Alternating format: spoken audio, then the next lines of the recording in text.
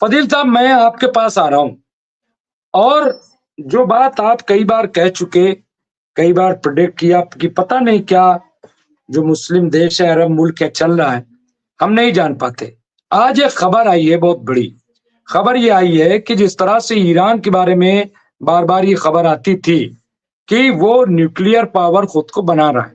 और अभी जैसा कि हमने कहा कि जो लारीजानी है, जो चीफ एडवाइजर है आयतुल्लाह सैयद अली खामनेई साहब के, उन्होंने कहा कि अगर हमारा दुश्मन एनिमी जो है हमें 48 घंटे का वक्त देगा तो हम आज की तारीख में 24 घंटे में न्यूक्लियर पावर हो सकते हैं। ये उन्होंने कहा। अब ये खबर आ रही है कि कुछ अरब मुल्क भी न्यूक्लियर पावर बन रहे हैं, खुफिया तरीके से पूरा प्रोग्राम चलाया जा रहा है। उसमें 4 नाम सऊदी अरब, मिस्र, इराक और यूएई, ये 4 मुल्क और भी हो सकते हैं, लेकिन फिलहाल जो है इन 4 मुल्कों के बारे में कहा जा रहा है कि बाकायदा जो है वो न्यूक्लियर प्रोग्राम अपना चला रहे हैं। कैसे इसको आप देखते हैं? हालांकि जो लोग स्टोरी लिख रहे हैं वो लिख रहे हैं कि ये इसलिए हो रहा है क्योंकि ईरान कहीं ताकतवर बहुत ना हो जाए, ये उसके लिए। लेकिन क्या वाकई ये अगर हो रहा है तो ईरान के लिए हो रहा है या कोई और निशाने पर है? फजील साहब। बहुत सी बातें हम लोग के सामने आ गई।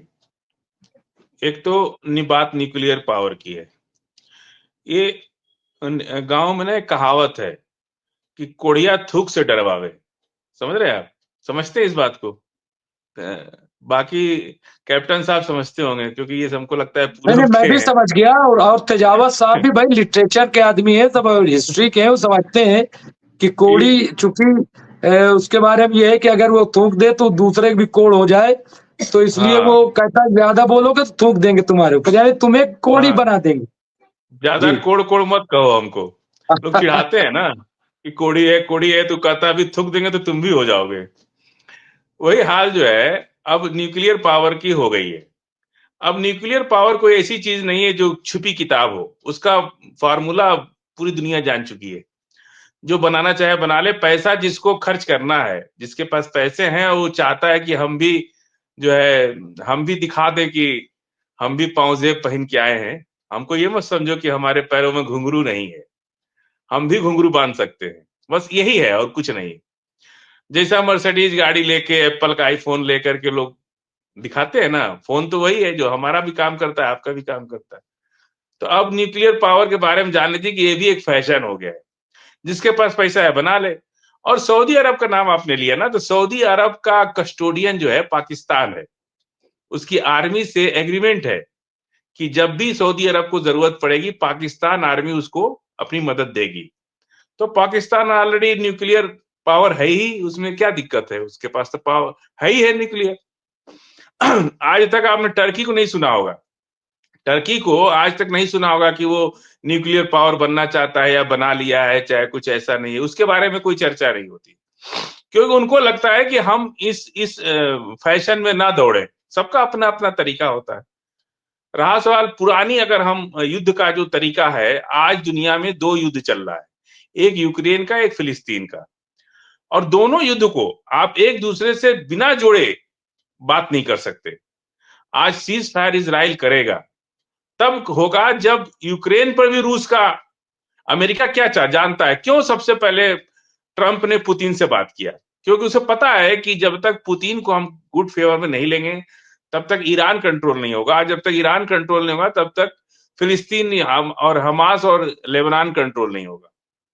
एक तरफा युद्धबंदी इजराइल या फिलिस्तीन नहीं कर सकता है, लेबनान नहीं कर सकता है। और ये युद्ध शुरू कैसे हुआ? अगर फिलिस्तीन का युद्ध ना होता तो यूक्रेन का युद्ध का क्या हाल होता? लड़ाई कहां चली गई होती? ये तो अमेरिका फंस गया। और जेलेंस्की के बारे में पूरी दुनिया ये कह रही कि इस आदमी के अंदर लीडरशिप क्वालिटी है ही नहीं। ये आदमी मिमिक्री करता था और उसी के योग्य है।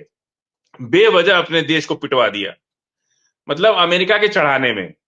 अमेरिका के चढ़ाने में, और अमेरिका किसी तरह से भी रूस को, पुरानी दुश्मनी रूस को आगे और चाइना को आगे नहीं बढ़ने देना। ये तो होशियारी किया ताइवान ने बड़े अच्छे चालाकी से चुप बैठ गया, नहीं तो वो भी पिट गया होता, अच्छे से पिट गया होता।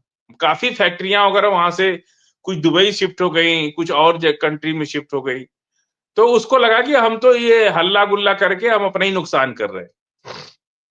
अब जो है, जब तक कि जैसे ही ट्रंप आए तो उन्होंने कहा कि यूक्रेन से कि अभी तुम अपनी ये लड़ाई को स्टॉप करो, और कह दिया पुतिन से कि हम एक बफर जोन बनाएंगे, जो आपका जीता हुआ राज्य है उसको अलग कर देंगे और यूक्रेन का बचा हुआ हिस्सा अलग कर देंगे, दोनों के बीच में एक बफर जोन बन जाएगा, उसमें दोनों को डिवाइड कर देंगे ताकि भविष्य में भी इस बात का कोई झगड़ा ना हो। अब ये बात जो है यूक्रेन को, जेलेंस्की को इतनी नागवार गुजरी कि हमारा जीता हुआ राज्य लैंड लॉक कंट्री बन चुका है यूक्रेन, समुद्र का पूरा हिस्सा चला गया रूस के पास। रूस उसको छोड़ेगा नहीं, 1 इंच जमीन नहीं छोड़ने को तैयार है। और यूक्रेन कह रहा है कि रूस जो है अपना जीता हुआ भाग छोड़ दे हमारे लिए, तभी हम लड़ाई बंद करेंगे। अब इस जिद के चलते यूक्रेन जो है, और ट्रंप के मना करने के बावजूद भी मॉस्को पर हम मिसाइल हमला कर दिया।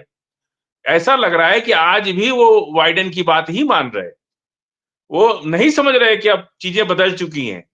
और बाइडेन क्या कर रहे हैं कि अभी तो 60 दिन है अभी, और ट्रंप को प्रेसिडेंट बनने में, ओथ लेने में अभी 60 दिन बचा हुआ है। जनवरी, 20 जनवरी और पूरा दिसंबर और 10 दिन इधर, कुल मिला के 60 दिन बचा हुआ है। इस 60 दिन में यूक्रेन को यह लग रहा है कि बाइडेन से जितना उनका एग्रीमेंट हुआ था, सारे हथियार, गोला बारूद, लंबी लंबी खेप जो है यूक्रेन पहुंच रही है। जो उनके कमिटमेंट के हिसाब से जो बचा हुआ है, सारी खेप ये चाहते हैं कि 20-25 दिन में हम अपनी सारी खेप पहुंचा दें। और उनको लग रहा है कि अभी अमेरिका तो हमको खूब हथियार दे रहा है, ट्रंप कहां जाएंगे, उनको मानना ही पड़ेगा। लेकिन ट्रंप है बिजनेसमैन, उनको पता है कि बिना यूक्रेन के युद्ध के बगैर हम इजराइल को या फिलिस्तीन का मसला हल नहीं करा पाएंगे। जो आदमी इतने 2 साल से मदद कर रहा है, कितनी बार हमास तो मिट गया होता, ईरान भी चुप हो गया होता, हिजबुल्लाह भी मार दिया गया होता, अगर रूस की मिसाइलें और रूस का बेड़ा वहां नहीं लगा होता यूएस बेड़े के बगल में। पूरी तरह जब जब भी हसन नसरुल्लाह साहब जो है जब जिंदा थे, तो बार बार उन्होंने कई बार सुपरसोनिक मिसाइल, और आज बताएं आपसे तेल अवीव पे इतना बड़ा हमला हुआ है कि बिल्डिंगें गिर गई हैं, 7 लोग मार दिए गए हैं। आज का जो हमला है बहुत बड़ा हमला है, और कोई इंटरसेप्ट उनका काम नहीं किया। 7 लोग मारे गए हैं, बिल्डिंग गिर गई है। और नेतन्याहू शायद कोई जगह का नाम है, तेल अवीव से 5 किलोमीटर दूरी पे। ये इतना बड़ा हमला है कि आज इजराइल भी हिल गया है, और इजराइल के लोगों में दहशत हो गई है। पूरे तेल अवीव में सायरन बज रहे हैं, लोग घरों से बाहर हैं और अभी भी सड़कों पे। ये जो इतना बड़ा हमला हुआ, और अमेरिका के आज भी नेतन्याहू जो है वो जियो बाइडेन के संपर्क में है, जियो बाइडेन आज भी डिस्टर्ब कर रहे हैं। अभी उनको 60 दिन लग रहा है, उनको लग रहा है कि 60 दिन में तो हम कुछ कर ले जाएंगे। आज भी ना तो जेलेंस्की और ना नेतन्याहू, दोनों लोग जो है आज भी बाइडेन की बात को ही मान के, उनको ये लग रहा है कि 60 दिन में हम ये अपना गुजारा बसर कर ले, निकाल लेंगे इस लड़ाई को। याद करिए आप, जीती हुई लड़ाई जेलेंस्की, अरे सॉरी, ये वो इटली का जो था पूर्व तानाशाह मुसोलिनी, मुसोलिनी कैसे एक रात में कहानी बदल गई, पूरी आर्मी लेके घुस गए।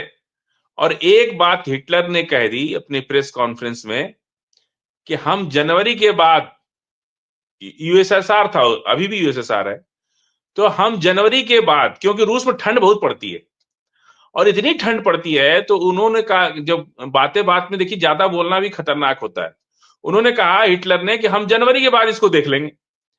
वो कहा कि इसका मतलब कि ये ठंड से डर रहे, यूएसएसआर समझा कि ये ठंड से डर रहे, और उसने पोलैंड पर हमला कर दिया।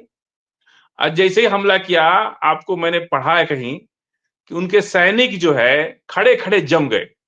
रात को जब बर्फ गिरी रूस के अंदर, तो इतनी ठंडक को सहने की शक्ति नहीं थी इटली की सेना में, खड़े खड़े जम गए वो लोग। और एक रात में कहानी बदल गई। एक कर्नल की वर्दी पहन के मुसोलिनी गाड़ी में बैठ के भाग रहे थे, कोई पहचान नहीं सका। एक आदमी पहचान लिया, उसने कहा मुसोलिनी, ये घूम के देख दिए।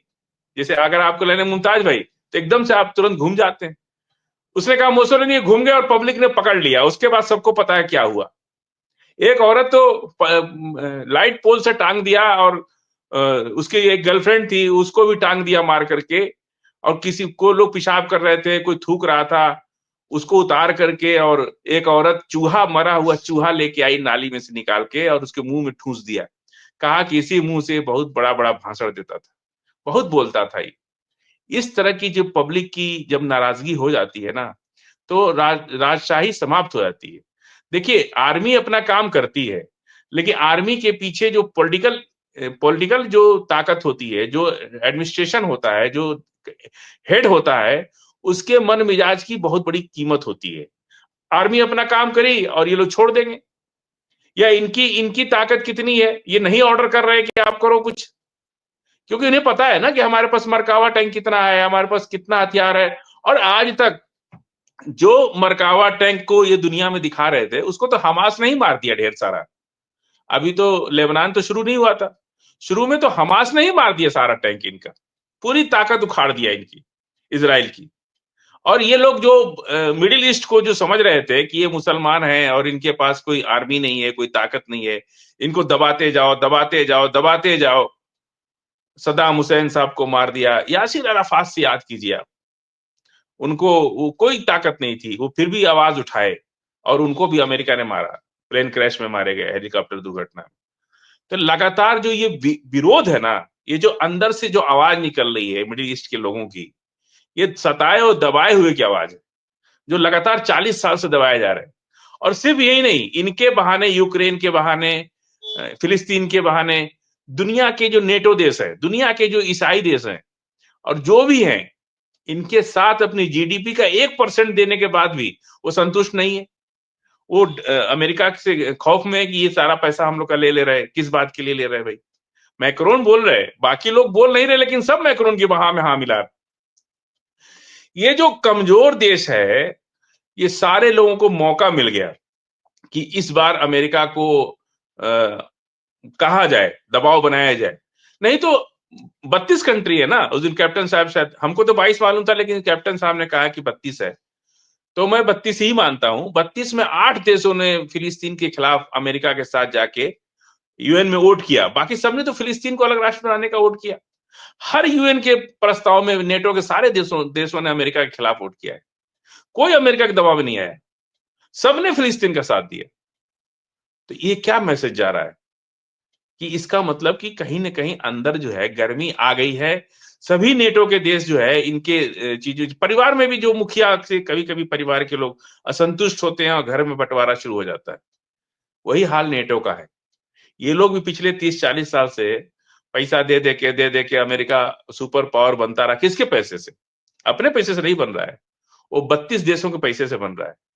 सभी लोग अपनी जीडी अभी ट्रंप ने ये कहा कि अपनी जीडीपी का 2% देना पड़ेगा। ये तो और खतरनाक बात लोगों को लग रही है कि साहब, हम तो किसी से लड़ नहीं रहे। नेटो के किसी देश का किसी से कोई क्लेश नहीं है, कोई किसी से नहीं लड़ रहा है। लड़ कौन रहा है? भारत पाकिस्तान लड़ रहा है, बांग्लादेश लड़ रहा है, चाइना लड़ रहा है, रूस लड़ रहा है, यूक्रेन लड़ रहा है, फिलिस्तीन लड़ रहा है। लेकिन 32 देश ये कौन सा खाना खा रहे हैं जो एक दूसरे से नहीं लड़ रहे? किसी का किसी, और सब उसमें 3 सुपर पावर, और सभी की इकोनॉमी बहुत अच्छी, फिर भी एक दूसरे से कोई नहीं लड़ रहा। देखा आपने, कभी सुना आपने पिछले 50-100 साल के अंदर की कोई जो है आपस में लड़ा हो नेटो देश? सब मिडिल ईस्ट के देश ही लड़ रहे हैं, आपस में एक दूसरे से लड़ रहे, लड़ा रहे, सब कुछ यही चल रहा है। क्योंकि इनके पास नेचुरल रिसोर्सेज है, रूस के पास नेचुरल रिसोर्सेज है, गैस है, उसके पास तेल है, इसलिए उस पर हमले किए जा रहे हैं। अगर आप खानदानी धनवान हैं, तो गांव के जो लफंगे होते हैं आपके पीछे नहीं पड़ जाते हैं, आपसे फिरौती नहीं मांगने लगते हैं, आपको दबाने नहीं लगते हैं। ठीक वही हाल दुनिया में हो गया है। अगर आप रिच हो रहे हैं, आप नेचुरल अपना काम कर रहे हैं, तो आपको भी नहीं छोड़ा जाएगा। आपसे भी कहा जाएगा कि 2-4 आतंकवाद की घटना करा दी जाएगी, 2-4 बम फोड़वा दिया जाएगा, और कहा जाएगा कि तुम्हारे देश में आतंकवाद आ गया, अब तुम मेरा हथियार खरीदो। ये सब पॉलिसी चल रही है। जी मुमताज भाई। और नहीं, हम जो बात कर रहे थे कि क्या ये एक मिडिल ईस्ट में बड़ा चेंज है अगर न्यूक्लियर पावर। देखिए, ये कहने वाली बात है कि साहब अब तो कोई नहीं, लेकिन अगर खुफिया तरीके से ये इसका बनना, क्योंकि ईरान पे सैंक्शन लगी थी, पाबंदी लगी थी। अब क्या यूएई पे पाबंदी लगेगी जहाँ इतना पैसा है? क्या, ये बड़ा सवाल है। क्या जो है वो सऊदी अरब पे पाबंदी अमेरिका लगाएगा या यूरोपीय कंट्री लगाएंगे? मैं इसलिए ये सवाल मैं कर रहा था, मेरा जो मकसद है। और देखिए, अगर ये न्यूक्लियर पावर होते हैं तो फिर नक्शा ही बदल जाएगा। ऐसा नहीं कि इसका कोई असर नहीं है। जो प्रेशर आज आज जिस तरह से ईरान जो है वो प्रेशर में नहीं आ रहा है, किसी के प्रेशर में नहीं आ रहा है। और उसकी वजह उसने कहा ना कि अगर दुश्मन 48 घंटे का टाइम देगा तो हम 24 घंटे में बना लेंगे। यानी जवाब देने के लिए रूस क्या कर रहा है? रूस ने कहा कि था हमने प्लान चेंज कर दिया, अब तो हमला कर देंगे। तो वही बात तो ईरान भी कह रहा है, भाई 24 घंटा। तो ये जो है इसके बारे में मैं अच्छा मैं कैप्टन साहब से ही जो बात मैं कर रहा था कैप्टन साहब, एक सवाल था, हालांकि 2-3 मैं अपडेट्स 2 हैं। मिनट में रिजवी भाई, मुमताज भाई 2 मिनट में इसको हम ब्रीफ कर दे। कभी यूएई पर सैंक्शन नहीं लग सकता और ना यूएई इस तरह के प्रोपेगेंडा में जाएगा, क्योंकि वो नेचुरल तेल का कंट्री नहीं है यूएई। यूएई एक बिजनेस कंट्री है। भारत पे भी सैंक्शन लगा था, तो भारत की इकोनॉमी तो बहुत ज्यादा डिस्टर्ब नहीं हुई। ईरान होता क्या है, आप हमारे पे सैंक्शन लगा देंगे ना, हम यूएई से अपना काम कर लेंगे। यहां से माल जाता है यूएई, यूएई से दुनिया के देशों में चला जाता है। ईरान कैसे डेवलप कर गया? ईरान का सारा माल पहले आता था यूएई में, यूएई में उसका लेवल चेंज हो जाता है, वही माल यूएई से यूएई दूसरे देशों में चला जाता है। कोई सैंक्शन लगाते रहो, सैंक्शन ईरान पे सैंक्शन है ना, यूएई पे सैंक्शन तो नहीं है ना।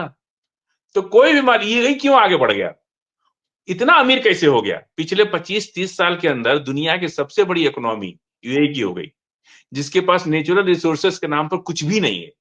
वो तेल और नहीं है उसके पास, केवल टैक्स के पैसे से, पेनल्टी के पैसे से और इन व्यापार के टैक्सेस के पैसे से वो इतना आगे बढ़ गया। उसकी दो क्वालिटी है, एक तो उसका लॉ एंड ऑर्डर बहुत अच्छा है, दूसरी सर्विसेज बहुत अच्छी है। आप कोई भी काम कीजिए यूएई में, आपको कमिटमेंट का तो गारंटी है, वहां पे गवर्नमेंट देती है। यानी आप किसी बैंक का पैसा नहीं लूट सकते, आप कोई क्राइम नहीं कर सकते, आप किसी का पैसा नहीं हड़प कर सकते। कंपनी जो लॉ बना दी, उस लॉ को बादशाह भी मानता है और पब्लिक भी मानती है। इतना कमिटमेंट का कंट्री कोई नहीं दुनिया में जितना यूएई है। इसलिए उसमें आज चाहे ईरान पे सैंक्शन लगा लो, चाहे भारत पे सैंक्शन लगा दो, यूएई की तरह दुनिया में बहुत सा सामान, पाकिस्तान से भारत में अच्छे संबंध नहीं है, लेकिन पाकिस्तान का सामान भारत में, कपड़े बड़े फेमस हो गए। लोग कराची का सूट खोज रहे, पाकिस्तानी सूट यहाँ के सभी लोग पहन रहे, हिंदू मुसलमान सिख ईसाई सब पहन रहे। फ्रूट्स आ रहे हैं वहां से, फल आ रहा है वहां से, मार्बल आ रहा है वहां से, काला नमक आ रहा है, सब दुबई के थ्रू आ रहा है। कोई भी अटारी बॉर्डर से नहीं आ रहा है, सब दुबई के थ्रू आ रहा है, दुबई के थ्रू जा रहा है। दुबई ऐसा नहीं, भारत से भी बहुत सामान पाकिस्तान में जाता है, लेकिन वो दुबई के थ्रू आता जाता है। इसी तरह से ईरान का सारा सामान पहले यूएई आता है, वहां पे पोर्ट में उसको जहां भेजना है भेज दिया जाता है। ये यूएई पे कभी भी, और अमेरिका को भी पता है ये बात, वो भी कह रहा है कि ठीक है ऊपर से सैंक्शन लगा लो। यूएई पे अगर सैंक्शन लगा देना तो सबका सैंक्शन ठीक हो जाएगा। लेकिन यूएई पर, इसीलिए यूएई जो है लिबरल रहता है, वो इजराइल से भी बात कर लेता है, अरब से भी बात कर लेता है, ईरान से भी बात कर लेता है, और वो कभी भी न्यूक्लियर पावर के चक्कर में नहीं पड़ता, क्योंकि इतना छोटा कंट्री है कि वो न्यूक्लियर क्या होते है, 10 मिसाइल मार दो तो यूएई खत्म हो जाएगा। न्यूक्लियर की तो जरूरत ही नहीं है वहां पे। यूएई को 10 सुपरसोनिक मिसाइल मार देना तो पूरा देश से समाप्त हो जाएगा। उसको परमाणु बम के चक्कर में फंसना नहीं, होशियार वही होता है। अब बहुत से लोग तो हमारे उत्तर प्रदेश में इटावा उटावा साइड में हमने देखा है कि लोग घर जमीन गहना बेच के बंदूक खरीद लेते हैं, जबकि वो साइकिल पर बंदूक टांग के चल रहे हैं, मारने वाला मार के कब निकल जाएगा पता भी नहीं चलेगा। लेकिन फैशन की दौड़ में घर का जेवर बेच दिए, फैशन के दौड़ में। जो होशियार होता है वो नहीं फैशन के दौड़ में रहता है, चुपचाप रहता है। यूएई बिजनेस माइंडेड है, वो चुपचाप रहता है, इसलिए उसको सबका सैंक्शन जो है सबको पता है। यूएई के थ्रू ईरान भी आगे चला गया, भारत भी आगे चला गया। दुनिया में कहीं से कोई सामान लेन देन नहीं होता है तो यूएई के थ्रू आ जाता है। जी ममता जी।